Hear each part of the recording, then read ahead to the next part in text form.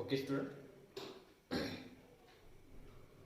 तो चलिए अब बढ़ते हैं हमारे फोर्थ क्वेश्चन की तरफ। और फोर्थ क्वेश्चन में क्या कहा है, हमें कोफैक्टर और माइनर फैक्टर निकालने हैं। तो कोफैक्टर माइनर फैक्टर हम कल पढ़ चुके हैं। अगर फिर भी किसी को समझ में ना आए हो तो आज फिर से ध्यान दीजिए, आज समझ जाओ कि कोफैक्टर और माइनर फैक्टर कैसे निकाले जाते हैं। तो सबसे पहले हम जो हमारे एलिमेंट्स हैं उन्हें कंपेयर कर लेते हैं। कैसे, देखिए सॉल्यूशन हमारा A11 एलिमेंट 2 होगा। कैसे ही आपको पता है, 11 का मतलब फर्स्ट रो फर्स्ट कॉलम होता है।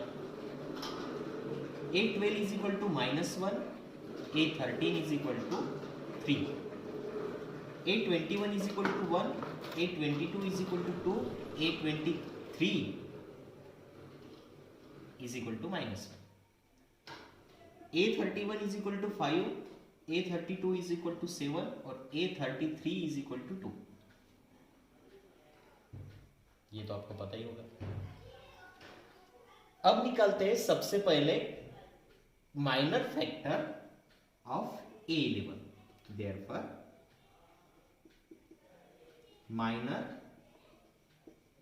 Element of A11 is equal to M11 होगा। अब A11 हमारा ये फैक्टर है, तो ये रो और कॉलम स्किप करके इसका डिटर्मिनेंट निकालेंगे 2 -1 7 2। तो हमारा आंसर आएगा, देखिए हमारा आंसर क्या आएगा, 2 2 जा 4 -7 2 जा 14। यह माइनस होने की वजह से यहाँ पे माइनस का प्लस हो जाएगा और 14 आंसर आएगा 18। तो ये तो हो गया माइनर। अब किसी ने मुझे क्वेश्चन किया था कि एडिशन या कुछ, तो भी मुझे क्वेश्चन समझ में नहीं आया, लेकिन क्वेश्चन एडिशन की जाती है कोफैक्टर की या माइनर की एडिशन, ऐसा कुछ तो भी पूछा था। तो यह ध्यान से देखो कि क्या होता है। ये हो गया माइनर फैक्टर, बस खत्म माइनर फैक्टर यहाँ पे किसका, 11 का। अब इसी का मतलब A11 का ही कोफैक्टर निकालेंगे। कैसे निकालेंगे, देखो cofactor of A11 is equal to, जिसे डिनोट करते हैं C11 से, और कोफैक्टर का फॉर्मूला है हमारे पास -1 टू द पावर क्या होता है, C11 या A11 है तो 11 मतलब 1 + 1 रो प्लस कॉलम और मल्टीप्लाइड बाय M11, तो 1 + 1 तो 2 हो गया, 2 इवन नंबर है। और किसी भी निगेटिव नंबर का पावर अगर इवन नंबर होता है तो वो निगेटिव नंबर पॉजिटिव हो जाता है। तो -1 का पावर अगर 2 है तो वो -1 + 1 हो जाएगा, और मल्टीप्लाइड M11 जो निकला है हमारा 18, तो 18 1 जा 18। ये हो गया माइनर फैक्टर और को factor of element 11 A11। A11 मतलब फर्स्ट रो और फर्स्ट कॉलम। आगे समझ में,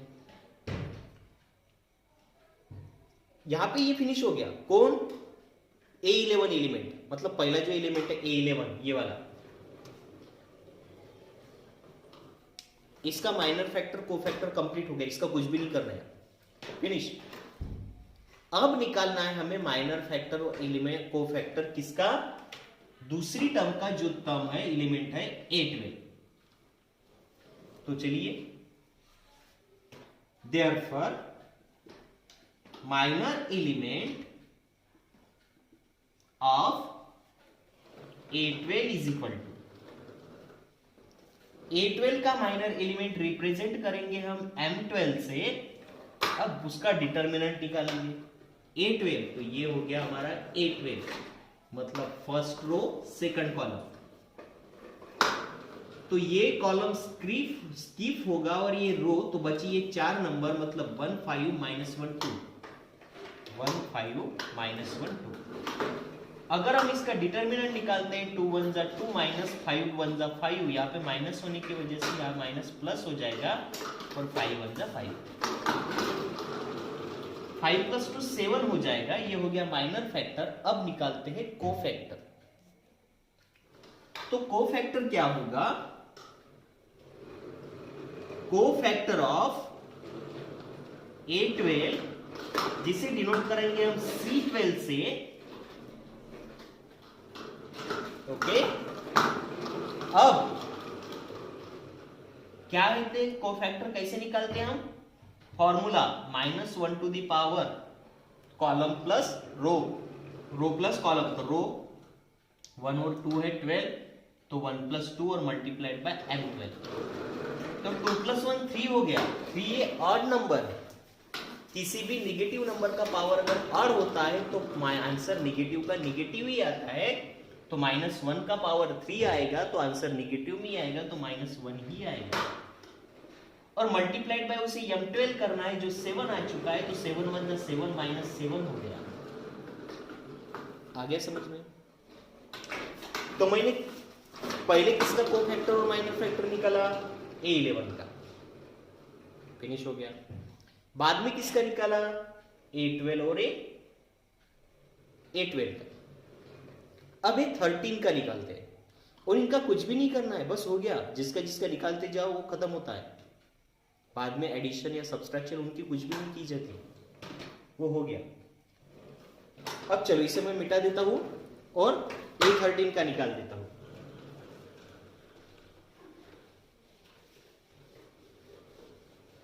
ये भी मैं फिलहाल के लिए मिटा देता हूं क्योंकि आपको पता चल चुका है कि क्या है, तो लिख लीजिएगा। अब माइनर एलिमेंट ऑफ A13, जिसे हम रिप्रेजेंट करते हैं A13 को, किससे रिप्रेजेंट करते हैं A13 को? M13 से। और A13 कौन सा एलिमेंट है? लास्ट वाला नंबर, मतलब फर्स्ट रो और थर्ड कॉलम। तो फर्स्ट रो में थर्ड कॉलम में पहला नंबर 3 है, तो ये कॉलम हमें स्किप करना है और इन चारों का डिटर्मिनेंट 1 5 2 7, 1 5 2 7। तो आंसर क्या निकलेगा हमारा? Cross multiplication. 7 1 जा 7 माइनस 5 2 जा 10, 10 में से 7 गया 3 बच गया। और बड़ा नंबर माइनस में है तो आंसर को माइनस साइन आएगा।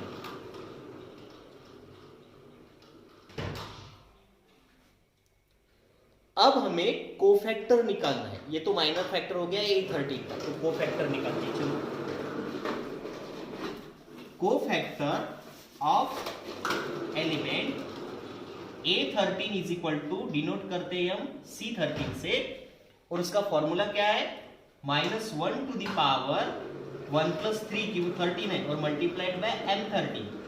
तो 3 प्लस 1 इवन नंबर है तो माइनस का प्लस हो जाएगा, तो +1 आएगा और मल्टीप्लाइड बाय M13 -3 है, तो 3 1 जा 3 -3 ही रहेगा। अब निकालते हैं माइनर। ये 13 का हो गया, कंप्लीट हो गया, इसका कुछ भी नहीं करना है, हो गया इसका आंसर। अब किसका निकालना है? 13 तो हो गया, अब 21 का निकालना है। तो 21 कौन सा एलिमेंट है हमारा? A21 मतलब सेकंड रो और फर्स्ट कॉलम, मतलब ये। तो minor element of A21 is equal to, जिसे डिनोट करेंगे हम M21 से, डिनोट करेंगे उसे हम किससे? M21 से। तो ये तो वो फैक्टर है, मतलब ये कॉलम और ये रो बीच वाला स्किप करना है, तो बचे कौन से? ये 4 नंबर -1 7 3 2, -1 7 3 2, 2 1 जा 2 -2 प्लस, सॉरी माइनस आएगा यहाँ पे, और 7 3 जा 21, माइनस माइनस प्लस होता है, तो 21 प्लस 2 23 होगा और आंसर -23 आएगा। नीचे लिख देता हूं मैं -23, क्योंकि दोनों नंबर माइनस साइन है। ये माइनर एलिमेंट ऑफ 21 हो गया। आप कोफैक्टर निकालते हैं 21 का। Cofactor of element of A21, जिसे हम डिनोट करते हैं C21 से, और उसका फॉर्मूला क्या है? -1 टू द पावर 21 होने की वजह से 2 + 1 मल्टीप्लाइड बाय M21। तो चलो निकालो। 2 + 1 3 हो गया। ऑड नंबर है, ऑड नंबर है, किसी भी नेगेटिव का अगर ऑड नंबर होता है तो नेगेटिव का नेगेटिव होता है, तो -1 का -1 ही रहेगा, और मल्टीप्लाइड बाय -23, तो माइनस माइनस प्लस हो जाने की वजह से 23 बन जाए 23। तो कोफैक्टर मिल गया हमें 23। यह हो गया 21। अब निकालते हैं हम 22 का। तो 22 ये नंबर है। तो अब आपको बाकी के कंप्लीट करने, 22, 23, 31, 32, 33, इनके कंप्लीट करने। और मान लीजिए अगर आपको फिर भी नहीं समझता है तो मुझे कॉल कीजिए या क्लासरूम में विजिट दीजिए। यहां पे आकर मैं आपको अच्छे से समझा दूंगा अगर नहीं समझा तो। ओके, लेकिन आने से पहले सिर्फ कॉल करना है कि सर मुझे ये नहीं समझा है, मैं आ जाऊँ क्या। मैं आपको एक टाइम दे दूंगा, उस टाइम में यहाँ के आपको वो समझ लेना है। ओके, लेकिन इतनी बात ध्यान में रखना है कि आपको ये समझना ही है।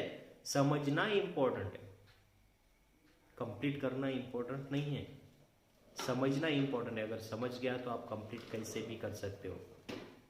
ओके, तो समझ लो प्रॉपर से। अगर फिर भी नहीं समझता है तो मुझे कॉल करो, मैसेज करो, रिप्लाई करो। अगर वैसे नहीं समझ रहा है तो विजिट दो क्लासरूम पे, लेकिन विजिट देने से पहले कॉल कर ले। ओके, तो आज का टॉपिक हमारा यही खत्म होता है। प्रैक्टिस सेट एक्सरसाइज 4.1 के हम 4 क्वेश्चन देख चुके हैं। कल से हम 5वें क्वेश्चन की तरफ बढ़ेंगे। ओके, लेकिन इसे कंप्लीट करना है।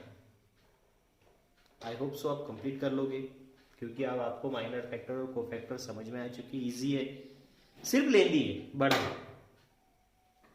आलस आता है करने के लिए।